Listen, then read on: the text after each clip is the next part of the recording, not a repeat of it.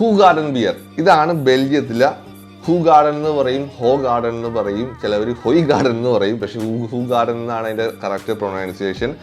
ഇതൊരു Belgium wheat beer ആണ് കേട്ടോ. നമ്മുടെ നോർമൽ ബിയർ പോലെയല്ല. നമ്മുടെ നോർമൽ ബിയർ എന്താണ് ബാർലി വെച്ചാണ് ഉണ്ടാക്കുന്നത്. പക്ഷേ ഇത് വീറ്റ് ഗോതമ്പ് വെച്ച് ഉണ്ടാക്കുന്ന ബിയറാണ്.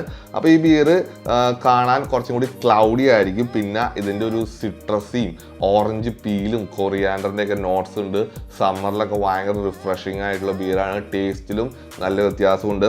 അറൗണ്ട് 4.9% ആണ് ആൽക്കഹോൾ വന്നത്. സമ്മറിലൊക്കെ പെർഫെക്റ്റ് ആണ്. ഇതിൻ്റെ കളർ ഞാൻ കാണിച്ചു തരാം.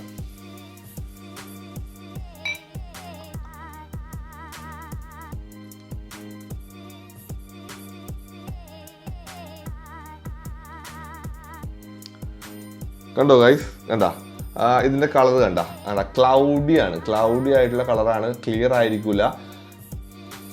ആ സിട്രസി നോട്ടൊക്കെ കറക്റ്റായിട്ട് നമുക്ക് കിട്ടും. ആ ഓറഞ്ച് പീലിൻ്റെയും കൊറിയാൻഡറിൻ്റെയൊക്കെ ഭയങ്കര റിഫ്രഷിംഗ് ആയിട്ടുള്ള ഒരു ബിയറാണ്.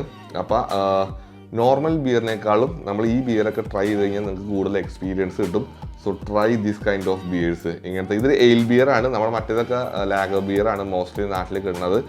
ഇതൊരു എയിൽ ബിയറാണ്. So try this kind of beers. Nice smells amazing. അപ്പോൾ ചീസ്.